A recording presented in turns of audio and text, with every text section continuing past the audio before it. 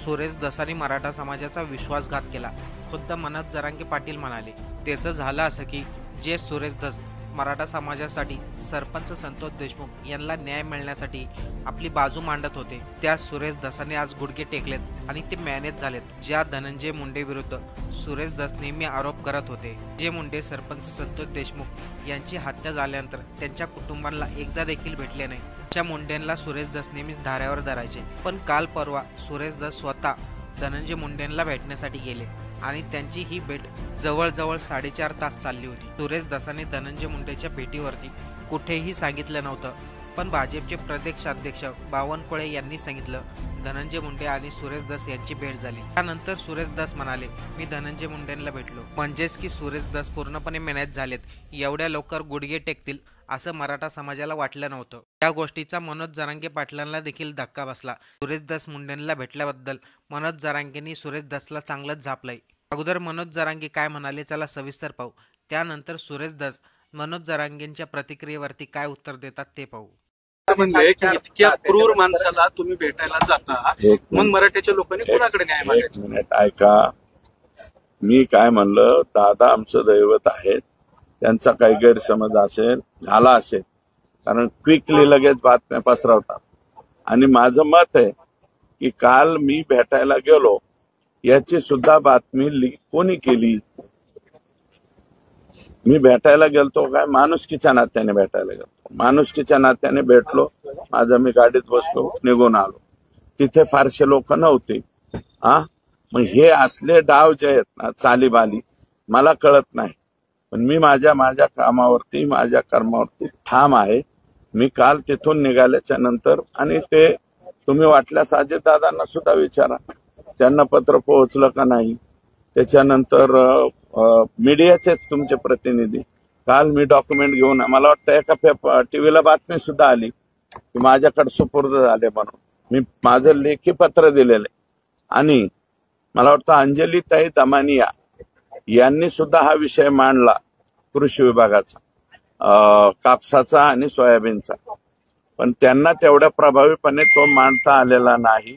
जो उर्वरित त्यांनी मांडण्याचा प्रयत्न केलाय, पण उर्वरित प्रभावीपणे मांडण्याचं काम मी आता बहुतेक उद्या परवा 2 दिवस वाचील, आणि वाचल्याच्या नंतर परवा दिवशी मांडेल तुमच्या पुढे. तुमची भेट मुद्दामून बाहेर पेरल्या गेली, विश्वासघात झाला कोणाचा? तुमची भेट झाली की मुद्दामून बाहेर पसरवलं गेलं? मला माहित नाही कोणी असं केलं. हे बघा, एखाद्याच्या म्हणजे त्याला रात्रीच्याला त्यांना त्रास झालेला होता म्हणून त्यांना दवाखान्यात नेलं, हे मला कळालं. भरणे मामा आणि त्यांनी दवाखान्यात नेलं हे कळालं.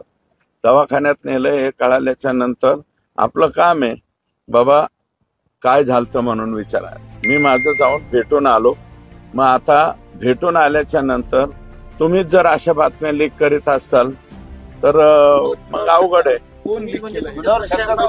मला शंका कोणावर आहे तर आता मला वाटतं आज नाही, ती शंका लक्षात येईल कोण कोण काय केलंय. ज्यांना भेटले त्यांनीच लीक केलं असं वाटतं?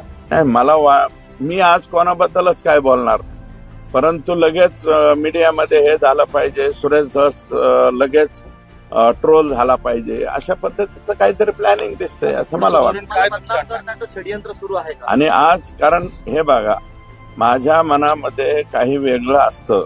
तर आज सकाळी सुद्धा, म्हणजे काल तर मी हे काल कोणते 2 काम केले ते मी तुम्हाला सांगितलं. रात्री मी माझ्या गावी आलो.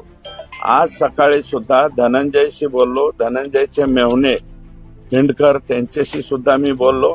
आणि मला बरं वाटलंय की आता मला कळलंय की IBN 18 लोकमत का IBN लोकमतला, न्यूज 18 लोकमतला धनंजय देशमुखनी बातमी स्टेटमेंट सुद्धा केलंय की जरी ते भेटलेले असले तरी सुरेश धस आमच्या बरोबर आहे. आणि मी 100% संतोष देशमुखांच्या बरोबरच आहे. मी महादेव मुंडेच्या सुद्धा बरोबर आहे आणि सोमनाथ सुरेशच्या सुद्धा बरोबरच राहील. मनोज दादा आमचं दैवत आहे. काही गडबडीत काही बोलले असतील मी त्यांच्याशी सुद्धा बोलून घेईल बरं का. आता धनंजय मुंडे साहेब काय बोलतात ते त्यांना माहिती बरं का. मला काही बोलायचं नाही, पण मी मात्र फक्त आणि फक्त त्यांची विचारपूस करायला गेलतो. विचारपूस करायला जाणं याच्यामध्ये गैर काही आहे असं नाही. मला माझं मत आहे की लोकांनी याच्यामध्ये गैरसमज बिलकुल करून घेऊ नये. तुमची जी अर्धा तास भेट झाली त्यावेळी धनंजय मुंडे तुमच्याशी काय बोलले असते ना या सगळ्या प्रकरणाबद्दल? नाही बोलले ना. बावनकुळे साहेबही बोलले की बाबा असं हे करू नका ते करू नका. पण मी त्याच्यानंतर मी त्यांना स्पष्ट सांगितलं ना की संतोष देशमुखच्या खून प्रकरणाच्या बाबतीत मी काहीही ऐकणार नाही आणि माझं मी उठून आलो. काय बोलले धनंजय काय म्हटलं तुम्हाला? ते काय म्हणत होते की माझा सहभाग नाही. मी म्हणलं तुमचा सहभाग आहे का नाही हे तपासामध्ये निष्पन्न होईल. तपासामध्ये संपूर्ण निष्पन्न झाल्याच्या नंतर जर त्याच्यामध्ये तुम्ही दोषी नाही आढळला तर नंतरचा प्रश्न येतो, आत्ताचा नाही. पण लोकांना ही माणूस पडलेली नसत. हे बघा, माणुसकीच्या नात्याने मला असं वाटतं माणुसकीच्या नात्यानं भेटायला जाणं गैर नाही. भेटायला जायलाच पाहिजे. माझ्या स्वतःच्या विरोधातलं जरी कोणी माणूस दवाखान्यात असलं तरी दवाखान्यात जाणं गरजेचं आहे. आदल्या रात्री भरणे मामा मंत्री आणि त्यांना रात्री ऍडमिट केलं होतं. हे कळाल्याबरोबर मी त्या ठिकाणी गेलो आणि मी इकडं तिकडं कुठं भेटायला गेलो नाही. खाजगी रुग्णालयात नाही गेलो किंवा इकडं तिकडं कुठं नाही. त्यांच्या निवासस्थानी भेटायला गेलो आणि निवासस्थानी भेटून मी लगेच माझा मी निघालो. धनंजय मुंडे तिथे येतील ही कल्पना नव्हती तुम्हाला? नाही कुठं दोन गोष्टी एकत्र करताय तुम्ही. दोन गोष्टी एकत्र करताय. 15-20 दिवसापूर्वीची ती घटना आहे. बावनकुळे साहेबांच्या निवासस्थानी मला त्यांनी जेवायला बोलवलं होतं. मी तिथे गेलतो. नंतर धनंजय मुंडे साहेब पाठीमागून आले आणि बावनकुळे साहेब एवढंच म्हणाले की तुमच्यात मनभेद आहेत का मतभेद आहेत. आम्ही म्हणलं संतोष देशमुखच्या प्रकरणाच्या बाबतीत बैठक आहे का. ते म्हणले काही मिटेल का. मी म्हणलं मिटणार नाही, संपलं विषय. तुम्ही तुमच्या ठिकाणी खंबीर आहात, पण अशी भेट घालून घेऊन भाजप कुठंतरी धनंजय मुंडेंना फेवर नाही असं नाही. एक मिनिट आहे का. योगायोगाने ते कदाचित आले असावे. त्यांच्याकडं महसूल मंत्रीपद आहे. काही कामानिमित्त आले असतील. पण समोर बोलल्याच्या नंतर बसा म्हणल्याच्या नंतर चहा प्यायला अगोदर जेवायला बोलवलेलं होतं. त्याच्यामुळं मी नंतर जेवलो. धनंजय मुंडे साहेब निघून गेले, मी पण निघून. कुठं सहानुभूतीला ते काय कोमात गेलंय का. सर्दी का काय झाली जणून. त्याने काय होतंय ते काय बचातून पाणी येतंय त्याचे. यात काय एवढं गेलं माघारी आलं घरी आणि भेटायला गेलो. एवढं मळून एवढं प्रेम. अगं बाबा एवढी माया. आणि ते भाषण कुठे गेलं मग. ते तमाशातल्या सगळ्या गवळून येत्या त्याला. आजची मोटर टाकली होती त्याच्या नाकात इतकं पाणी येत होतं सर्दी झालं. मग दम निघाणं बिचाऱ्याला. मग का तो नाकातलं वडायला घेऊन गेलता काय त्याच्याकडे एवढं. आणि जेलमध्ये कसं काय जाऊन देईन त्याला. मराठी येडेत का एवढी. अरे बाबा तुला एक प्रश्न विचारला होता. अण्णा सगळे असलेच असते का गं. प्रश्न विचारला होता. मग नाव विलाज. मग आता त्याला आठवतं आम्हाला. मला नाव घ्यायचं नव्हतं तरी आज नाव घेतो मी जाहीरपणानं. पंकजदाई मुंडे मुख्यमंत्री मंत्री झाले. एक प्रश्न विचारला होता त्यांना पत्रकारांनी. शुभेच्छा देणार का.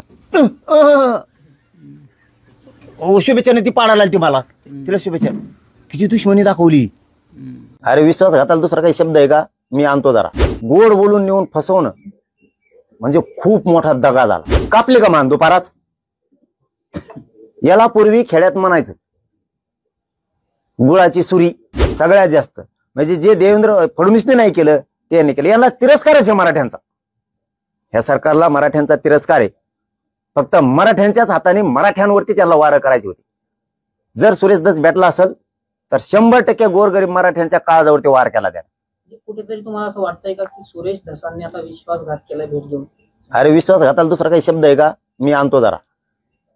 विश्वासघात माणसाला गोड बोलून नेऊन कधीच फसवू नये. समोर सांगावं मी तो तोंडात आणणार आहे. मग गोड बोलून नेऊन फसवणं म्हणजे खूप मोठा दगा झाला. आम्हाला वाटलंच नव्हतं सुरेश धसीत अण्णा तो इतक्या लवकर गुडघे टिकीन. या अण्णा सगळे असलेच का गं. त्यांनी सुद्धा स्पष्टीकरण दिले की मी भेट घेतलेली आहे, पण ही जी भेट काय मोठाडपणा सांगायला. पारिवारिक स्वतः सुरेश धसांनी स्पष्टीकरण दिले. पारिवारिकला चुलते पुतणे काय कधी हा पारिवारिक भेट चुलते पुतणे आहेत. पारिवारिक भेट माणसं मारून टाकलेत कचाकची धन. आणि मग ते तिथले झणकेबाज भाषण होतं ते तमाशातल्या लावण्या, ते गाणी, ते बोलणं, ते कुठे गेलं मग? ते काय कोण झाला होता आमच्या लोकांचा? आयकॉन का फॅन का काय पंखा का काय? आमच्या गोरगरीब भोळ्या समाजानं तर विश्वास ठेवला होता, डोक्यावर घेऊन नाचत होती. कापली का मान दुपाराच? याला पूर्वी खेड्यात म्हणायचं गुळाची सुरी, गोड बोलून नारळ कापून नेणे. हे तर कोणीच केलं नसेल आमच्या उभ्या मराठ्यांच्या 5000 वर्षाची इतिहासाच्या खानदानीत. त्या खून करणाऱ्यापेक्षा तर हा मोठा झाला. मग हे जर सत्य असेल तर, हे जर खोटं असेल तर मला शब्द सगळे मागे घ्यावा लागणार आहेत. आणि हे जर खरं असेल तर एवढा विश्वासघात की या मराठीने माणूस नाही बघितला. पण मी आहे ना, या राजकारण फातकारणावर आम्ही कुठे विश्वास ठेवतो? पट्ट्या आहे ना, कोणाची बी अवलाद येऊ दे, कोणाचा बाप येऊ दे, मॅटर दबून देत नाही मी. कोणी पण येऊ दे, कस उभे राहू दे. राजकारणासाठी मराठ्यांचा वापर करून मराठी संपवताय काय? सुट्टी नाही. चलो धन्यवाद. बघतो काय काय ती. सुरेश दस धनंजय मुंडेंना भेटले याच्यावरती मराठा समाजामधील अनेक लोकांनी संताप व्यक्त केलाय. जो व्यक्ती देशमुख कुटुंबांना एकदा भेटण्यासाठी आला नाही, त्या व्यक्तीला सुरेश दस भेटण्यासाठी गेलाय. मराठा समाज एवढा येडा नाही. 4 तास मुंडे बरोबर बैठक झाली आणि बैठकीमध्ये सांगतायत फक्त माणुसकी म्हणून मुंडेला मी भेटायला गेलो. पुढे मराठा समाजातील लोक हे देखील म्हटले, सुरेश दसांनी सरपंच हत्या प्रकरणी जर आरोपीला वाचवण्याचा प्रयत्न केला तर मराठ्यांचा सर्वात पहिला टार्गेट सुरेश दस राहतील. सुरेश दसच्या या प्रतिक्रियेवरती आपल्याला काय वाटतं? एक कमेंट करून नक्की सांगा.